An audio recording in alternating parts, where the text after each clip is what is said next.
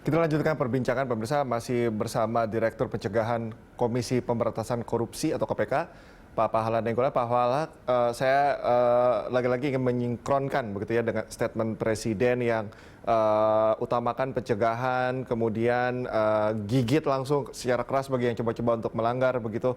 Tetapi kalau kita melihat lagi ke belakang, upaya-upaya pencegahan ini menjadi tujuan utama. Kemudian juga sempat keluar juga Perpu begitu untuk imunitas terhadap pejabat-pejabat yang mengeluarkan kebijakan mengenai anggaran dari penanggulangan pandemi ini. Nah, ini bagaimana Pak Pahala untuk memastikan bahwa mana yang dicegah kemudian pemberantasan juga tetap dilakukan, karena ada beberapa penilaian publik yang menilai bahwa hal itu justru bisa melemahkan penindakan korupsi.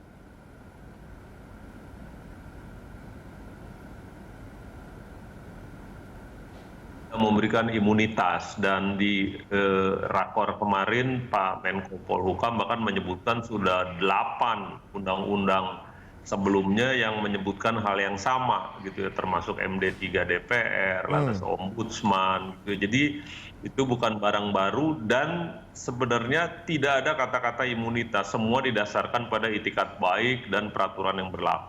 Jadi kalau terbukti ada mens rea atau niat jahat gitu, Perpu itu atau PP itu juga undang-undang itu tidak berarti banyak gitu kan ya, tetap aja ditindak gitu kan. Jadi ada mens rea-nya dan ada perbuatan melanggar hukumnya kan nggak disebut juga di situ, dikecualikan gitu. Jadi kalau dari kami sih kita bilang sama sekali tidak ada mengurangi kita dalam penindakan.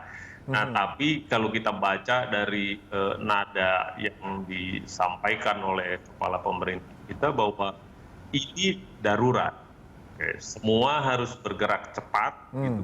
Jangan juga karena ragu terhadap suatu aturan maka tidak bergerak. Saya kasih contoh yang paling praktikal. Hari ini mereka beli APD 370.000. Di masa awal April semua alat pelindung diri dibutuhkan, harganya 600.000. Boleh nggak Pak saya beli? Secara didampingi LKPP, BPKP ya boleh, karena di surat edaran LKPP sudah dibilang bahwa kalau masa darurat Anda boleh langsung beli gitu kan, kira-kira gitu sederhananya. Tapi kan tetap aja namanya birokrat itu kan mikir ya sekarang saya beli Pak, 2 tahun lagi ada yang kutak-kutik saya dipanggil, siapa juga yang saya mau minta tolong. Jadi keraguan itu yang sebenarnya lebih banyak kita dapati di lapangan, sehingga kita bilang kalau dibilang pencegahan sebenarnya menghilangkan keraguan. Oleh karena itu pendamping kita lakukan, membuat panduan kita lakukan, karena kuncinya semua harus bergerak cepat. Aturannya ini kan nggak semua 100% jelas gitu kan, nggak semua kayak mesin begitu. Oleh karena itu ketakutan muncul gitu ya. Nah, ketakutan muncul ini kita bisa mitigasi kalau satu kita dampingi, kita berikan panduan secara spesifik. Mereka tanya gini, Pak, bansos ini kalau saya kasih menurut data, jadi saya ikut data, tapi ternyata orangnya udah tidak layak lagi Pak. Itu nanti kalau ada yang lapor gimana gitu kan ya. Kita bilang ya nggak usah dikasih, simple aja. Tapi datanya ada gitu ya, datanya diperbaiki. Seperti pengadaan, kalau sekarang harganya 600 gimana? Anda bisa buktikan seluruh pasar sekarang nggak ada yang jual di bawah 600. Oke, beli 600. Sebulan lagi udah turun 500, jadi revisi, dinegosiasi, sekarang kita beli 500. Tapi kan semua tuh sangat transparan, negosiasinya terbuka, bahkan kalau perlu mereka bilang kalau bisa orang KPK duduk deh Pak, gitu. Walaupun bukan kita bilang kita bukan untuk duduk di negosiasi, tapi kalau itu membuat kenyamanan, ya silakan aja kita kirim tim gitu, duduk di negosiasi, kita dengar aja gitu. Dan rasanya itu yang sedang dibutuhkan. Jadi kalau dibilang pencegahan itu rasanya keraguan ini yang lebih banyak gitu, karena ya sekali lagi kalau pidana korupsi itu nggak tahu dia kapan akan diproses gitu kan, mungkin sekarang, besok, dan mereka belajar dari empirik. BLPI, Senturi, semua yang masif-masif ini beberapa tahun kemudian baru dimulai. Nah, jadi belajar dari itu, ketakutan itu kita bisa mengerti. Oke. Yang kita bisa lakukan adalah pencegahan yang mengurangi ketakutan. Kalau yang udah niatnya jelek sih udah nggak masuk hitungan lah. Udah langsung ditindak aja lah. Gitu. Artinya Kalau itu begini, lakukan sudah tindakan nggak cepat selama itu nggak urus tidak lagi, ya. keluar dari Tapi yang rambu-rambu yang sebagian sudah besar ditetapkan oleh KPK, tidak akan ditindak oleh KPK. Singkatnya begitu mungkin Pak Pahala. jaminan nggak boleh kita berikan. Oke. Jaminan nggak boleh. Tapi kalau kita bilang ini 8 rambu pengadaan, kalau Anda bilang saya comply 1, 2, 3, 4, 5, 6, 7, 8, maka otomatis kita pikir Anda on track. Gitu. Jadi jaminan tidak boleh kita menjamin. Dan tidak akan ada jaminan itu artinya gitu ya. Tapi kan ada regulasi yang kita bisa detailkan. Gitu. Nah itu yang kita detailkan.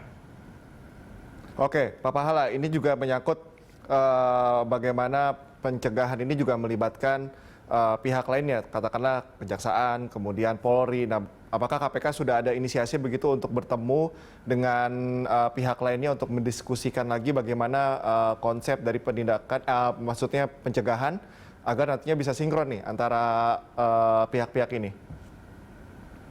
Sudah kita lakukan. Jadi misalnya prakerja lah yang paling sederhana gitu ya, dan banyak diributkan masyarakat. Ini pengadaan barang jasa bukan gitu kan. Kita bilang nggak usah tafsir menafsir gitu kan. Tanya saja sama Jamdatun karena beliau tugas dan fungsinya memberi legal opinion. Nah kita datang ke kejaksaan, kita bilang ini hasil review kita, salah satunya Anda tolong berikan semacam opini hukum tentang pengadaan platform ini harus masuk pengadaan barang jasa atau enggak gitu. Karena ya orang namanya menafsir, apa yang dia percaya maka itu yang dia sebut dan seakan-akan itu kebenaran. Nah itu salah satu contoh kecil dari kerjasama, oleh karena itu di perbaikannya dari kejaksaan disertakan dalam tim untuk perbaikan kartu prakerja. Dengan polisi juga begitu, bansos, karena kita pikir polisi aparatnya jauh lebih siap dan ada di seluruh Indonesia. Plus kalau ada penyimpangan itu pun sebenarnya bukan masuk di skop yang di KPK harus tangani, kan disebut bahwa ini harus penyelenggara negara atau APH di atas 1 miliar gitu. Jadi KPK masuk ke situ lebih ke bansos gitu ya, pencegahan dan perbaikan sistem, sistem pencatatan data terpadu kesejahteraan sosial. Jadi lebih ke situ. Tapi kita lakukan kerjasama itu di lapangan saja gitu. Jadi kalau formalnya MOU segala macam kita jalan normal saja. Oke, Pak Pahala, ini terakhir. Bagaimana nantinya tindakan hukum yang akan diterapkan apabila masih ada pihak-pihak yang korupsi di bencana pandemi corona ini? Karena kalau kita lihat juga bencana-bencana yang lalu, ini masih ada saja pihak-pihak yang tega begitu mengkorup anggaran. Bagaimana dan sanksi hukumnya pun beberapa pihak menilai ini tidak sepadan. Bagaimana dengan di pandemi corona ini? Saya pikir kalau bagaimana proses dan prosedurnya itu tidak ada bedanya gitu ya, namanya penindakan di mana-mana kan ikut undang-undang saja gitu gimana caranya. Tapi khusus buat bencana ini kan hukumannya diberikan catatan khusus gitu, bahwa khusus bencana maka bisa dikenakan hukuman mati gitu. Jadi kita pikir sih kalau dari teman-teman ini kan tidak ada yang beda dengan penanganan hukum di kasus-kasus lain, bencana atau tidak bencana. Hanya khusus untuk bencana karena undang-undang bilang ada klausul tentang pemberian hukuman mati, jadi mungkin teman-teman ini akan lihat. Yang kita harus hindarkan adalah pengenaan pidana korupsi ini tidak berikat jahat itu, dan sekali lagi ini karena keraguan tafsir aturan, kondisi lapangan yang begitu-begitu, dan kita bilang jadi harus kombinasi antara itikat jahatnya dan niat jahatnya dan pelanggaran terhadap aturan yang menguntungkan atau yang lainnya gitu. Jadi itu kombinasinya ada, tidak sesederhana katakan Anda melanggar aturan, memberi bansos ke orang yang tidak tepat, maka kena pidana gitu. Kita pikir enggak sesederhana itu dikenakan. Tapi bahwa akan ada penindakan, ya pastilah, namanya juga semua bukan bencana nggak bencana aja, prosesnya sama semua. Gitu. Tapi kita juga sudah pastikan bahwa penindakannya akan sama, tidak ada yang berbeda, dan terima kasih Pak Pahala sudah menyempatkan waktunya untuk berdiskusi bersama kami. Tetap semangat. Dan pemirsa, jangan kemana-mana, Good Morning Jakarta akan segera Terima kasih. kembali usai jeda.